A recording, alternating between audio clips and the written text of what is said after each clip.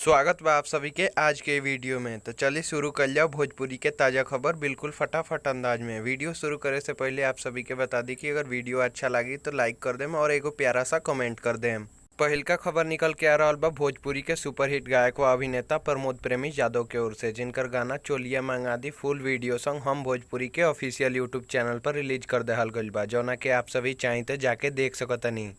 दूसरा खबर निकल के आ रहा बा भोजपुरी के पावर स्टार पवन सिंह के ओर से, जिनकर गाना तोपल जवनिया ओढ़निया से full video song world wide records Bhojpuri के ऑफिशियल यूट्यूब चैनल पर रिलीज कल गई रहे, जौना के भोजपुरिया दर्शक लोग खूब पसंद कर रहल बड़े और ये गाना के अब तक 2.3 मिलियन यानी 23 लाख से ज़्यादा बार देखल जा चुकल बा। आप सभी चाहें तो जाके देख सकतनी। तो कमेंट में बताएं कि आप लोग में से कितना लोगों वीडियो के देख चुकल बा। तीसरा खबर निकल के आ रहा बा गुंजन सिंह के ओर से, जिनकर गाना हाथी मरल घात से फुल ऑडियो सॉन्ग आदिशक्ति फिल्म्स के ऑफिशियल यूट्यूब चैनल पर रिलीज कर देहल गइल बा, जौना के आप सभी चाहिए तो जाके सुन सकतनी। चौथा खबर निकल के आ रहा बा समर सिंह के ओर से, जिनकर गाना ककरी भइल बा कमरिया लपक के फुल video song Samar Singh official के यूट्यूब चैनल पर रिलीज कर देहल गइल बा, जौना के आप सभी चाहिए तो जाके देख सकतनी।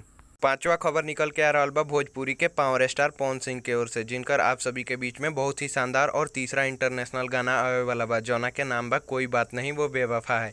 ये गाना के काल सुबह 6:45 पर ग्लोबल म्यूजिक भोजपुरी के ऑफिशियल यूट्यूब चैनल पर रिलीज कल जाए, जौना के आप सभी जाके देख सकें।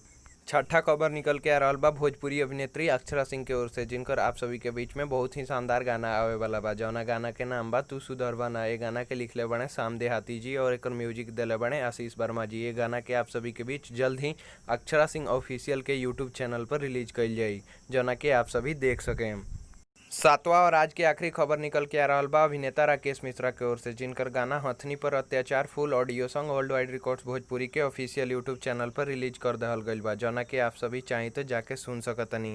तो आज के वीडियो में बस इतना ही। उम्मीद बा कि वीडियो आप सभी के पसंद आयल हो। वीडियो के देखे खातिर आप सभी के बहुत बहुत धन्यवाद। अगर वीडियो अच्छा लगल तो लाइक कर दी, शेयर कर दी, कमेंट कर दी और हमनी के चैनल के सब्सक्राइब कर दी। हम आप सभी खातिर रोज ऐसे खबर लेके आवत रहें।